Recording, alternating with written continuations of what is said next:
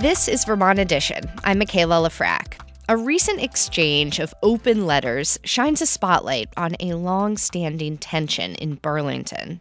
It involves the downtown business owners and people supporting the homeless or those in active addiction. Now, to be clear, this is not a one side versus the other side issue. Lots of folks who have weighed in about Burlington's public safety empathize with people trying to run their businesses, the visitors to the Church Street Marketplace, and people who stay or sleep there out of extreme need. City leaders like Mayor Emma Mulvaney-Stanek are trying to figure out how to address all these concerns while also managing an $8 million budget gap. Today, we're going to hear from a handful of different people who are invested in the future of the Church Street Marketplace and the surrounding community, including a volunteer with the organization Food Not Cops and a representative of a Church Street business. But first, we are joined by Kathy Davis. She's the president and CEO of Lake Champlain Chamber. It's the Chamber of Commerce for Chittenden County. Kathy, welcome. Thank you for having me. And listeners, you can join us as well. I'm guessing a lot of you have thoughts. I read Front Porch Forum, so I know this is a hot topic of conversation in Chittenden County. Perhaps you live or work in Burlington, though. What do you think about the state of its downtown? Give us a call at 800-639-2211 or send us an email to vermontedition@vermontpublic.org. So, Kathy, let's ease into this conversation by discussing what maybe is a less fraught aspect of the different things that are affecting downtown businesses, and that's the construction going on Main Street. It's been going on for months now. Can you give us an update? Sure. It's been going on for about 10 months, and I think everybody knows that once it's complete, it will really change Main Street for the positive. But at the same time, it's sort of I don't even know that I would call it a double whammy at this point, or maybe like on the fourth whammy for, the difficulties it's presenting to businesses. And you also have the Southern Connector construction going on at the same time. So it's pretty tough for businesses on Main Street. And we don't really, I think it's pretty challenging right now to have additional things that are being placed as hurdles in front of the downtown. And the Southern Connector, for those who don't live in the area, is another road construction project in Burlington. That's impacting Pine Street in Burlington. Yes. And we have seen some very tangible effects on local businesses already, including Nectar's, a longstanding bar and performance space that announced that it's closing for the summer. What's their history in Burlington, and how have you seen this news kind of affect folks here?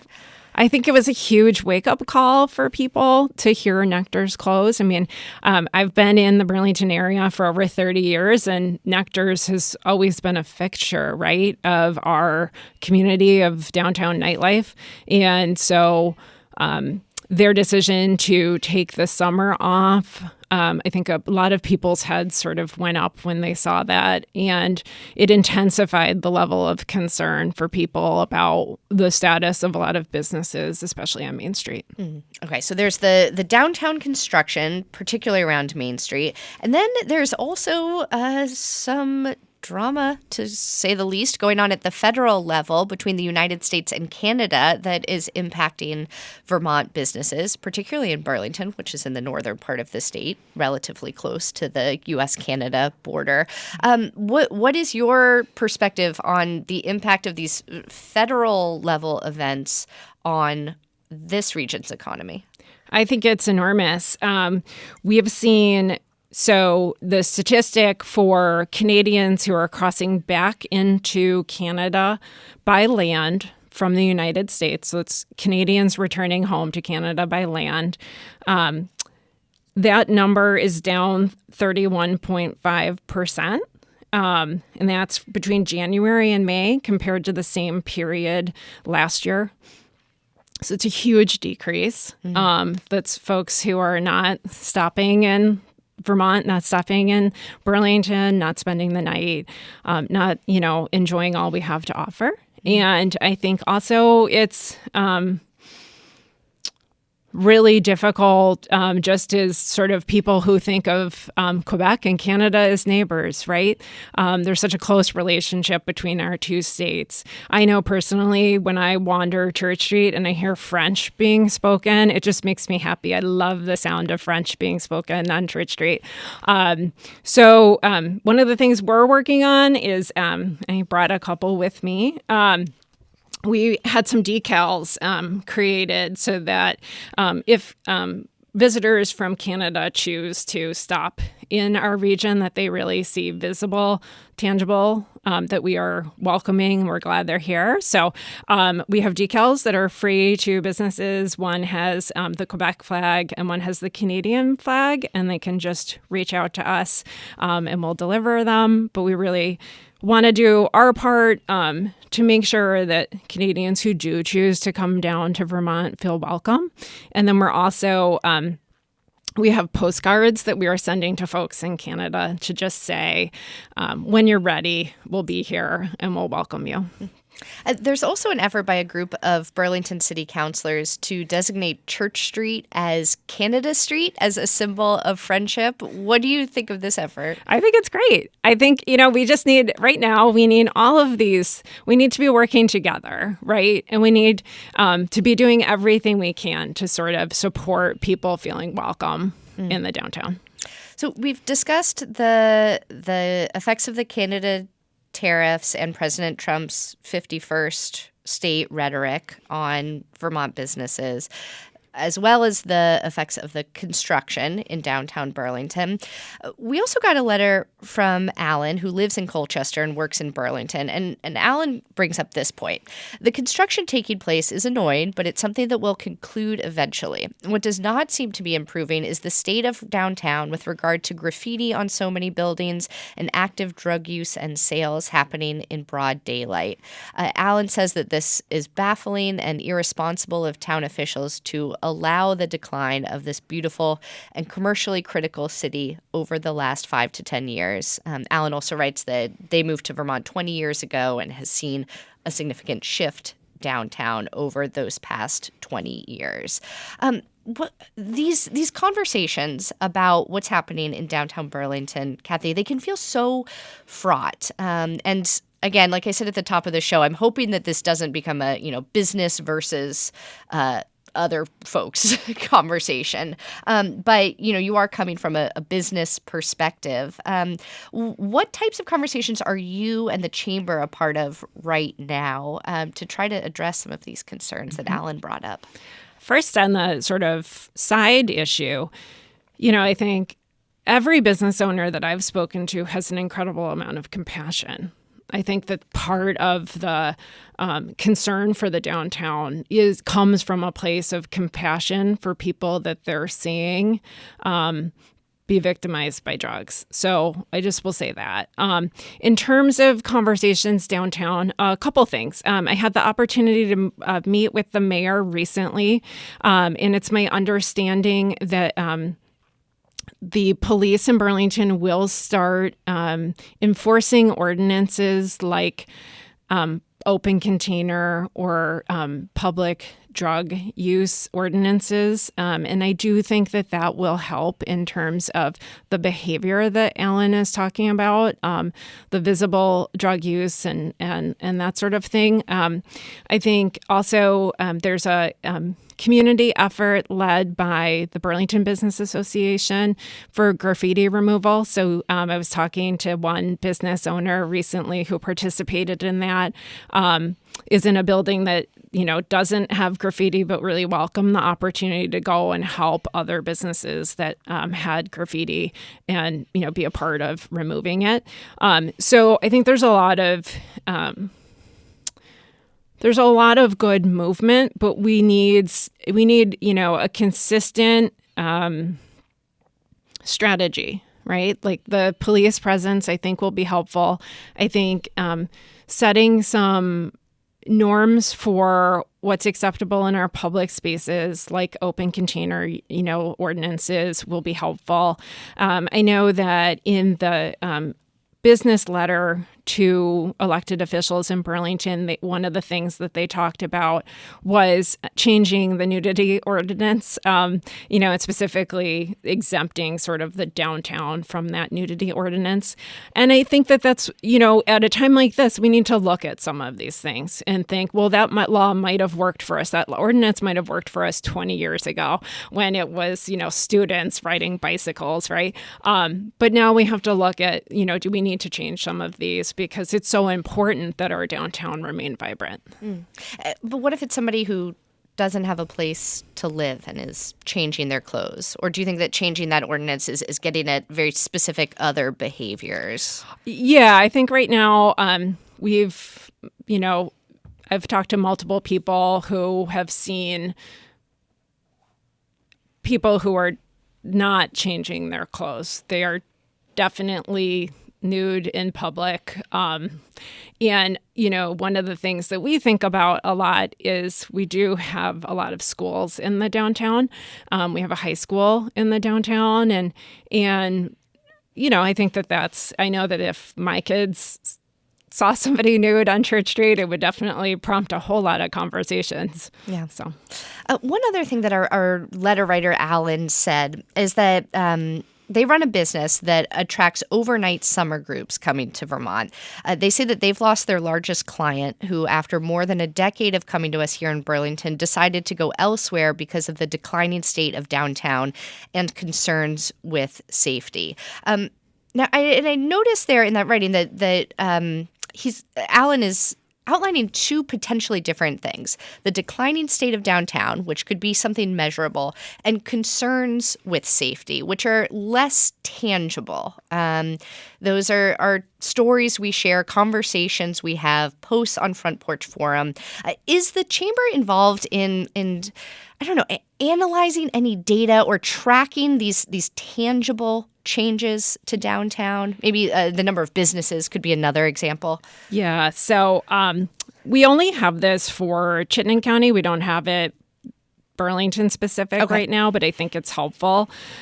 So we look at hotel occupancy, different things related to hotels. So from the period January 1 to early June, year over year, occupancy at hotels in Burlington in Chittenden County is down 12%. And then the rates that are charged by the hotels are also down. And then total revenue is down in that same period about 19%. So that's Chittenden County, so you can't but Burlington hotels are obviously a big part of our, the numbers of hotel rooms that we have in the region. I do think too that there's a lot of, and I realize I'm saying this while on Vermont Public, but there is a lot of media attention to this issue. Mm-hmm. And I think that that's appropriate, but at the same time, I do think that it can add to those feelings of unsafety. I think people will say to me, I don't go downtown anymore. And I say, use it or lose it. We need to all be downtown. We need to go to the Flynn. We need to go out to dinner. We need to shop on Church Street. It's really important if we want to keep this place that I think we all love vibrant, that we support it. Mm-hmm. So we're seeing effects on sort of a numbers measurable level, but there's a piece of it that we can change, right? We have the ability to change our behavior and support the downtown. I work downtown. My daughter who's a teenager, was downtown with a friend. I feel very comfortable with her, walking on Church Street and shopping and having fun in the downtown. I think Burlington is a city, and you should always, when you visit any city, use some common sense, and safety. But it's absolutely, we need to show our support. And we need to it's an amenity also for all of us, right? Having access to this vibrant little downtown is something that improves our quality of life. And so we need to get down there and we need to support it. Kathy Davis is the president and CEO of Lake Champlain Chamber. It's the Chamber of Commerce for Chittenden County. Kathy, thank you so much for joining us today. Thank you for having me. Coming up, we are going to hear from a longtime Church Street business leader and a volunteer with the nonprofit Food Not Cops. We also want to hear your thoughts on this conversation, even if you don't live in Burlington. Perhaps your town is also struggling with balancing the concerns of local businesses and the tourism sector with the needs of people who are experiencing addiction, hunger, or homelessness. Do you work for an organization that supports either of those groups? What learnings or advice do you have for Burlington? Call in at 800-639-2211. We'll hear more of your voices in just a minute on Vermont Edition. Stay with us. Thanks for listening to Vermont Edition, where support comes from Vital, Vermont information technology leaders. Did you know that 98.9% of Vermonters share health data with their providers through the nonprofit Vital to support better care? Learn more at vitl.net/sharing. Welcome back to Vermont Edition. I'm Michaela Lafrac. If you're just joining us, we are discussing some recent tensions surrounding Burlington's Church Street Marketplace. The area is a popular spot for shopping, eating out, and summer festivals. It's also where a number of local organizations provide support services for people experiencing hunger, homelessness, and addiction. Residents, business owners, and city officials often find that those two priorities come in conflict, especially during the busy summer months. We are joined now in the Vermont Edition studio by two people who know that dichotomy well. Peter Hiskus is part of the leadership team at Outdoor Gear Exchange. It's an outdoor clothing and supply store that's been in business there for 3 decades. And Peter, you've been with them for more than a dozen years. Welcome. Thank you. Good to be here. We're also joined by Brian Clifford. He's been volunteering with the organization Food Not Cops since 2020. Food Not Cops is associated with a national organization called Food Not Bombs, which is an all-volunteer organization that takes food that would otherwise be discarded and uses it to share free vegan and vegetarian meals with people who need them. And that's exactly what Food Not Cops does in Burlington. Brian, thank you so much for joining us. Thanks for having me on. And as always, listeners, you can join us as well. Our number is 800-639-2211. First, before we dive into some of the current tensions in Burlington, I'd love to hear a little bit more about your two organizations' history and deep roots in Burlington. Brian, let's start with you. Could you tell us a little bit more about Food Not Cops in Burlington? Sure. I think my understanding is Food Not Bombs has been operating in Burlington in different iterations for the last decade and a half or so. Food Not Cops came about during the early days of the COVID-19 pandemic. There was this period where unhoused folks were kind of without normal supports, like a lot of the services had shut down. It was harder to get food. And so the folks on the Food Not Bomb side kind of joined forces with a group called BTV Cop Watch to try to kind of scrape together whatever food and resources and supplies that we could find and head around town to try to find people who might need them. And you also hand out not just food, but also gear sometimes, like sleeping bags or tents or personal care items that people might need? Yeah, we have a kind of small fund that the funds for that go towards like camping gear, stuff that for outdoor emergency shelter, toiletries, medical supplies, stuff like that. Well, speaking of gear, Outdoor Gear Exchange has been on the Church Street Marketplace for 3 decades now. There was also temporarily a location in Essex that has since closed. Peter, tell us a little bit about your experience with Outdoor Gear Exchange. Yeah, it's I think a really cool store based in Burlington and really committed to Burlington, and it always has been. It's been in Burlington in I think 3 different locations all around the Church Street Marketplace, not always quite on it, but right on Church Street now.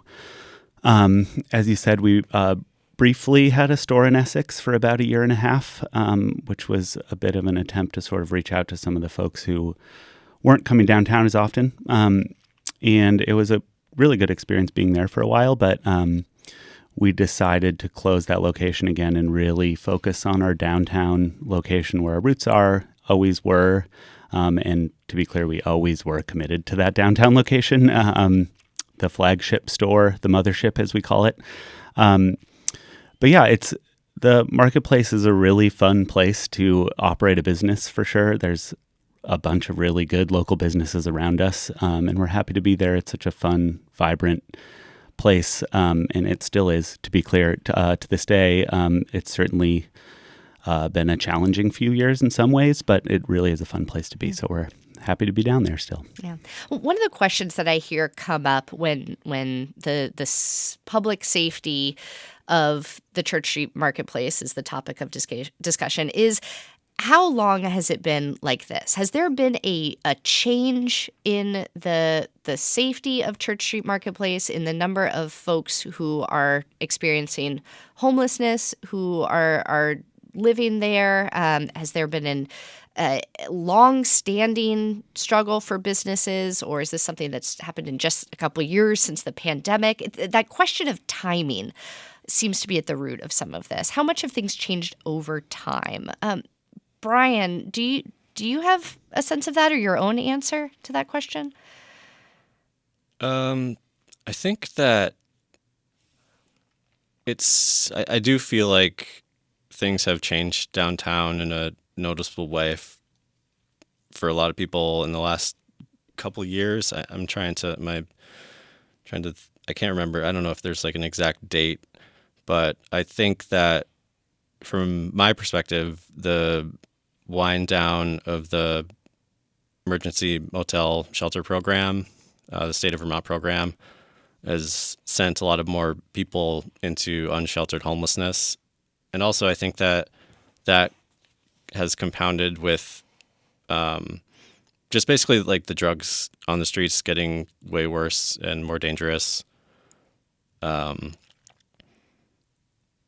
yeah, it does seem like the vibes are different than they were. It's still, I would also agree that Burlington is definitely still an amazing, beautiful place that we encourage people to come and visit and check out.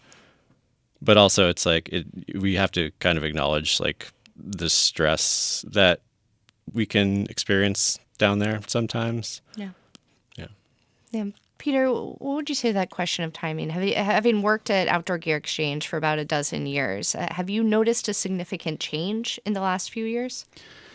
Yeah, I mean, certainly there's been some changes in the last few years. And I mean, if you just look at our foot traffic numbers that we keep track of internally, pre-COVID, we're still, compared to pre-COVID times, our foot traffic is still down fairly significantly. It never recovered fully from that. There was some, interesting times as everyone sort of started getting back out again, where, sort of boom times for businesses downtown. That has since changed, obviously, to some degree. But yeah, there's obviously some different struggles in Burlington with homelessness and drug addiction that are not the same as they always have been. But it's also a city that, of course, changes over time. But some of those challenges in the last, say, 3 to 4 years, I would say, again, related to COVID, post-COVID issues, are notable to us and notable to other folks downtown. But there is a lot of the feeling in the city is the same, I would say. The perception has changed. Again, I don't want to discount people's experiences and the fact that there are real struggles downtown. But there is still a vibrant, really fun downtown and Church Street there. So in early May, a group of small business leaders in Burlington sent an open letter to Mayor Emma Mulvaney Stanek asking for a series of immediate changes to take place downtown to help and protect small businesses there. And one of those asks was to respectfully ask, I'm quoting here, that the program Food Not Cops be relocated to a more appropriate and secure setting, not eliminated.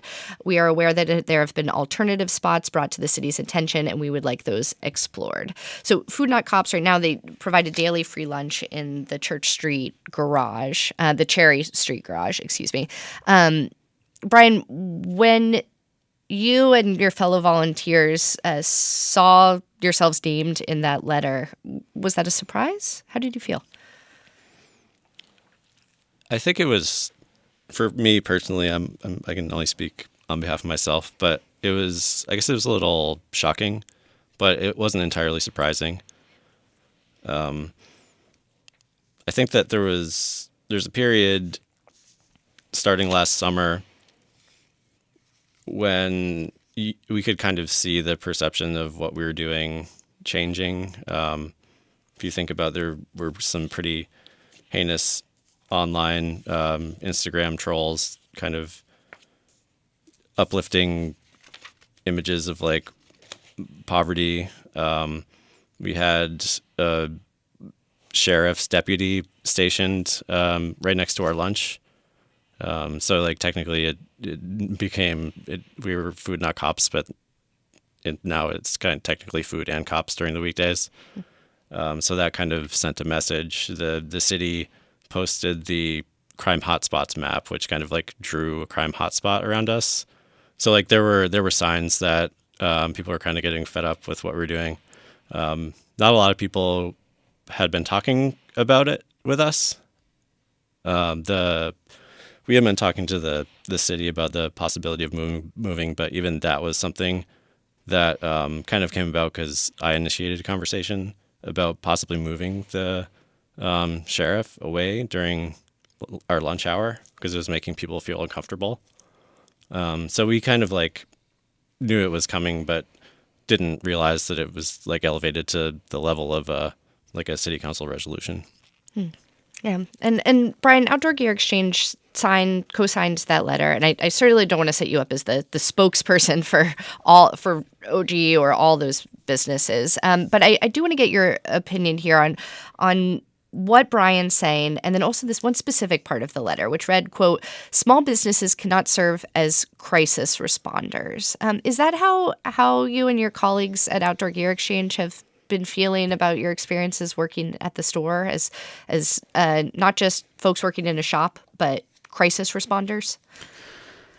Yeah, I don't know if I'd use that language exactly, but I would say without a doubt, some of the expectations of our staff working downtown have been challenging in the last few years with retail theft, with drug addiction issues, with things like that. And I don't mean at all to associate that with the work Food Not Cops is doing. I don't think that's fair, but I do think it's certainly been a stressful and challenging time for all of us who work downtown. And I think some of that stress and frustration that came out in that letter is resulting from that. Whether or not that was the best way to communicate that necessarily, or if, frankly, since that letter came out, the focus being so exclusively nearly on the Food Not Cops issue, I don't actually think that's what anyone would have liked to be the one issue that rose to the top of the list, because it's probably been the most contentious one. Yeah. But I also want to recognize, it's been different working downtown and challenging for a lot of reasons for some of our staff, especially in some of the situations that they find themselves in and have to deal with that they're not necessarily equipped for, nor did they expect to have to deal with signing up to work in a cool, fun outdoor gear store on Church Street. Yeah. Well, let's take some callers here. We have Chuck calling in from Burlington. Chuck, you're on the air. Go ahead. How you doing? Hey. So I've been in all parts of this equation actually, and I think the Instagram thing's kind of crazy because it's focusing on the problem and not being a solution. But for me personally, it's been a resource for safety, so I could help other people and have basic needs met, because basic needs is a priority always to keep the city safe. And what I witnessed in the last few years is everything changed, and not just the people, but the the drugs changed, and now it's become a sickness and a sadness, and people do need more help. So it's nice to see there is a solution, but we have to be aware and know how to deal with it. You shouldn't feel unsafe, obviously, but there are people that aren't safe. You know what I mean? And they need the most help. So if it wasn't for this place, I wouldn't have had the access to the Narcan or water or food for other people. And as far as business goes, like, business has shifted. Everything shifted a lot after COVID is what I witnessed. But I used to own businesses as well. And now I try to just go around and be my best. Thank God I'm substance-free today. And now I can help be a solution and be a person that knows how to deal with those problems if somebody becomes, unsafe. Yeah, Chuck, thank you so much for calling in. It sounds like Food Not Cops has provided a lot for you and helped you grow your community. And I'm glad to hear you're doing well today as well. Let's go next to Bob in Fairhaven. Bob, go ahead. Hey, how's it going? Hi there. What are your thoughts on the conversation? Well, my thoughts is, I grew up in Vermont, and I've been coming to Church Street for a long time, and I've been considered homeless in my life and poor, and I feel that Church Street, is a very vibrant place, and I just think it's right now it's to the point where it's a character-based thing, and there's, we're not talking hundreds of people, trying to use Church Street as a place for, money or food or a direction. But if we start giving people directions and finding these characters and pointing them out, then we can essentially, help them on their way to not be on the little corner of Church Street. Vermont's a very big place, and there is a lot going on. These people could be part of these things that are going on, and not just at the corner hoping for some cigarettes or $5 so they feel better again. Yeah. Bob, I'm just going to jump in here so our guest can respond to your point and that of the previous caller. And it sounds like in part you're saying that having programs where or community members reaching out and making those one-on-one direct contacts with folks who are struggling for whatever reason is a key part of the city's future. Brian, I know that's a lot of what Food Not Cops is trying to do with your daily lunches. There's been this proposal to move the site of the free lunches to a different place in Burlington. What have conversations been like among you and fellow volunteers about that? I think the resolution and the preceding business letter has encouraged us to talk about moving. There's a wide variety of opinions on whether or not that would be a good thing to do. And we haven't talked to the city much about this. I think somebody from the mayor's team reached out to one of us on Thursday for the first time since all of this started. So there's a lot of this being decided and done without us. And we are hopefully going to meet in a more intentional, coordinated way this afternoon. So I don't know. I don't have any opinions on whether or not we move, but I think it ranges from you're going to have to force us to move to, it might be good to find a better place to go, but not tons of enthusiasm with working with the city to move. Yeah. Yeah, and Peter, for your part, I know that the owner, Mark, of Outdoor Gear Exchange has long been part of these conversations and working with the city. What role have you all been playing just in the last couple weeks there? Are you aware of any of those conversations going on now? I've actually met with the mayor and some folks from her office a couple weeks ago, soon after the letter was sent.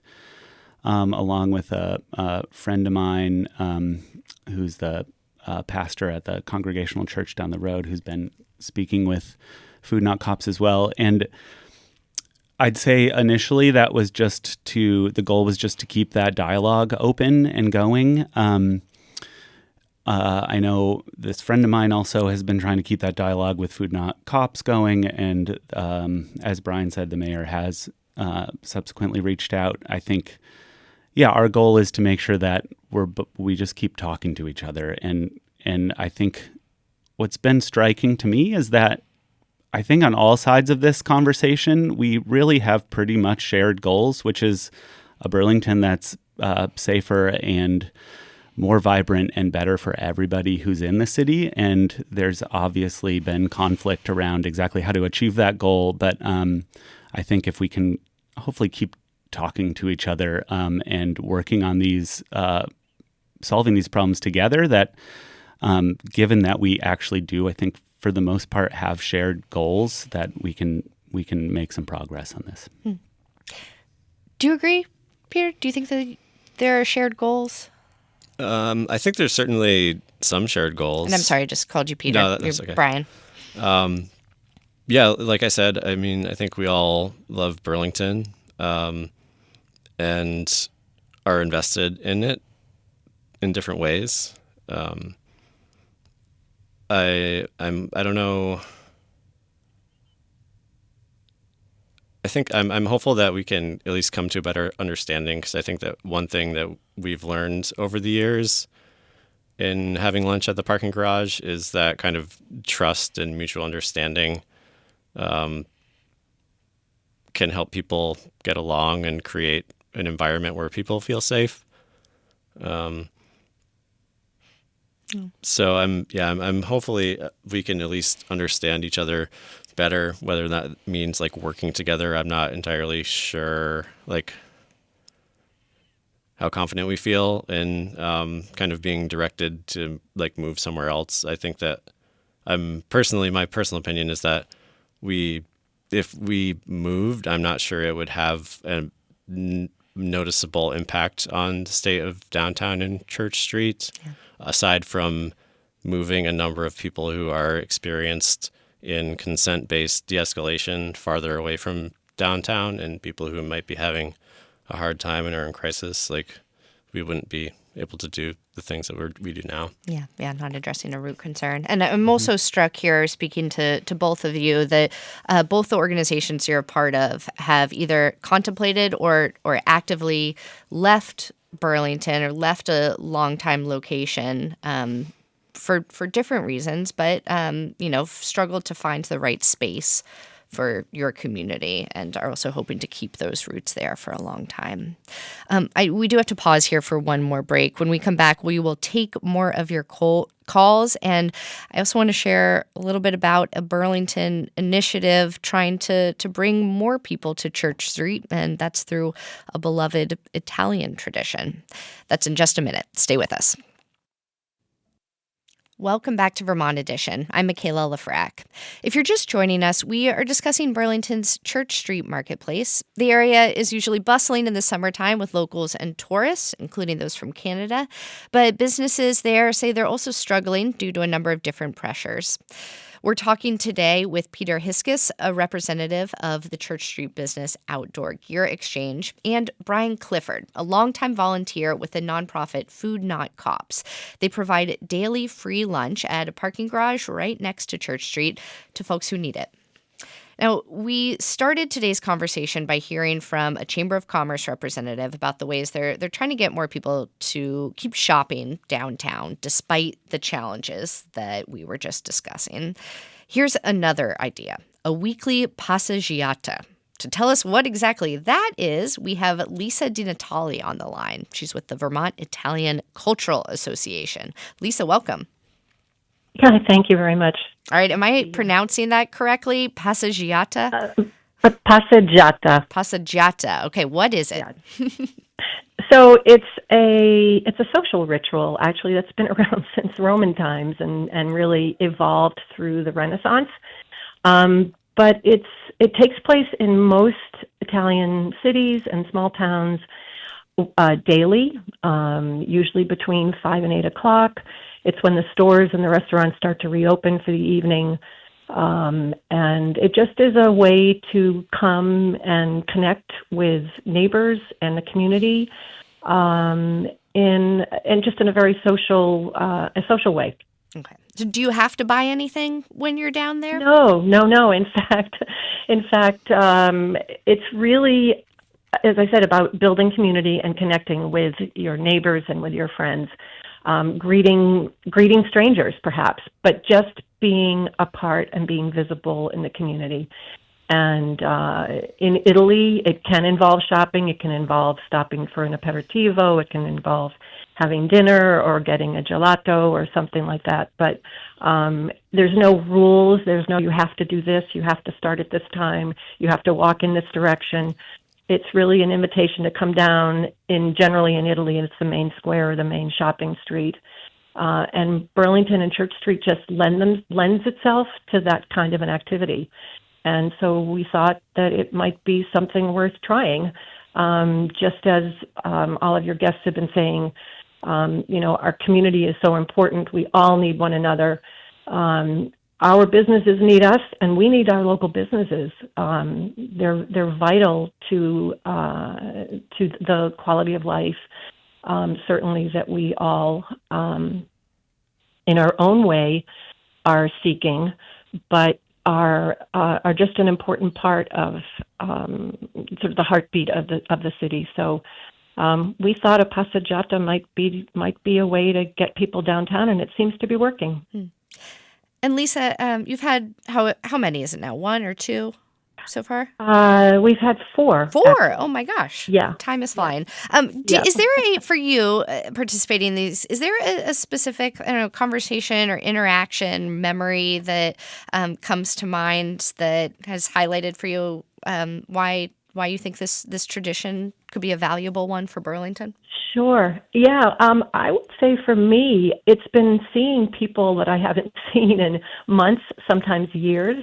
I had children in the Burlington schools who are no longer in the schools. So all of those sporting events and school events and things that really connected us to one another are not on my calendar anymore. So for me, it's been reconnecting with people and being surprised by who I see. Former coworkers, former neighbors, parents of my children's friends. So that to me has been a real highlight. I often go down, around 5:30, and I'm not home until after 8 o'clock. And mostly it's because I've been spending the evening talking to people. Lisa DiNatale is with the Vermont Italian Cultural Association. You can catch their next passeggiata when I will certainly have figured out how to say it on it's all Wednesdays through the rest of the summer. Is that right, Lisa? That's correct. All right. Thank you so much for joining us. We appreciate it. Thank you so much. So building community connections, that's Lisa's goal there. And that reminds me, Brian, of something that I saw in a recent Instagram post from Food Not Cops. It was about how the organization highlights the importance of cross-class relationships. What do you think comes of that siloing, and maybe do you have some tips for folks who are trying to connect with people in the community who aren't just members of their same class, economic class? Yeah, I think that there's a lot of distrust that exists between, people who are in a financial situation where they have their needs met and people who have been essentially like displaced.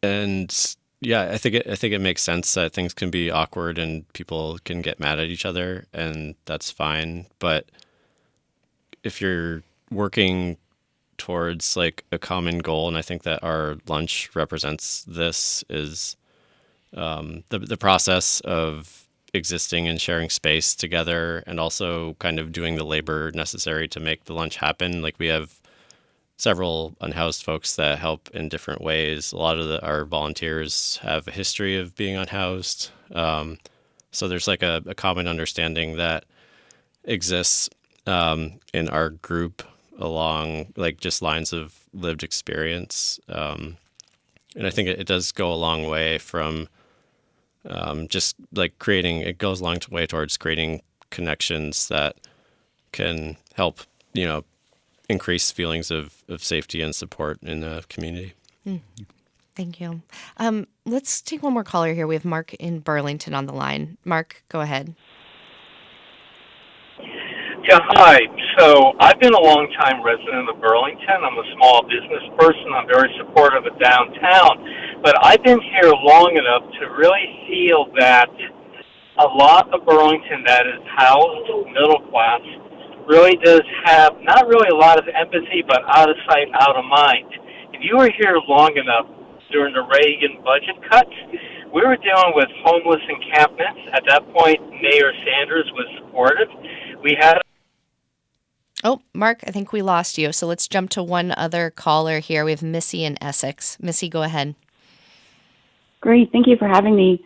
I was just going to comment that I work remotely, and I just a question for Peter and other business owners.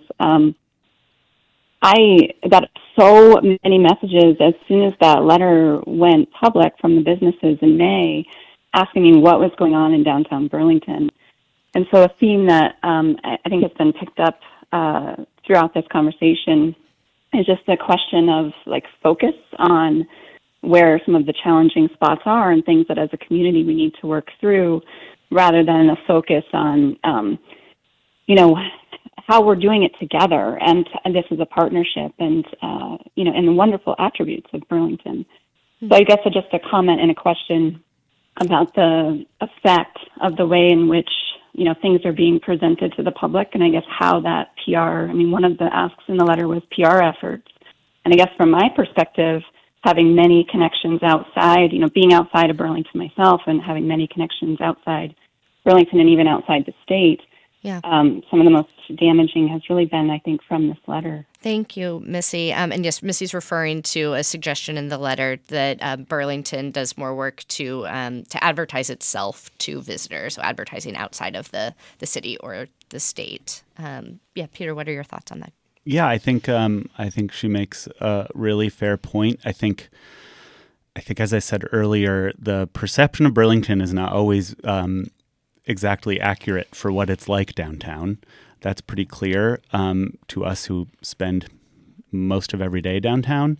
And I think that trying to change that perception is really going to be critical and is also maybe in some ways just as hard as changing the reality.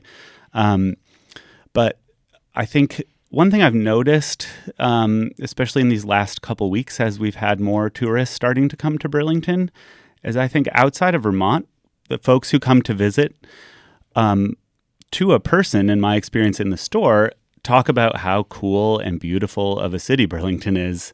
That perception hasn't changed. When you walk down Church Street and you're there on a sunny summer Saturday, which I realize we've had very few of, but we have had some, and it's that people see it as a beautiful, fun, and vibrant place. I think people hearing the news, maybe reading that letter more locally, are seeing just that bad news too regularly, and I think it's something we really need to work on combating as downtown business people and as a city. Yeah. Well, folks can certainly visit Church Street Marketplace, pop into Outdoor Gear Exchange, and then Brian, I know that Food Not Cops has lots of volunteer opportunities coming up, including a cook night where people contribute food. Can you tell us briefly just about some of the ways that people can get involved? Yeah, you can probably reach out to Food Not Bombs VT on Instagram to get more details. But yeah, we have community cook nights that happen 4 nights a week that anybody can come to, and we can share addresses online if you reach out to us. We always need help washing dishes and picking up donations from businesses and buying gear and doing a whole lot of other things. So.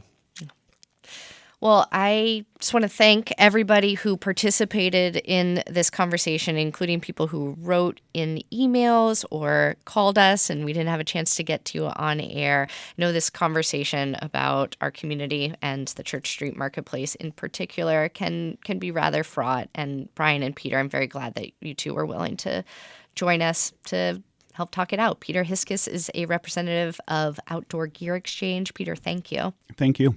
And Brian Clifford is a volunteer with Food Not Cops. Brian, thank you so much. Thank you. All right, that is all the time that we have for today. Today's show was directed by James Stewart. John Ahrens is our managing producer. Andrea Lorian and Daniela Fierro are our producers.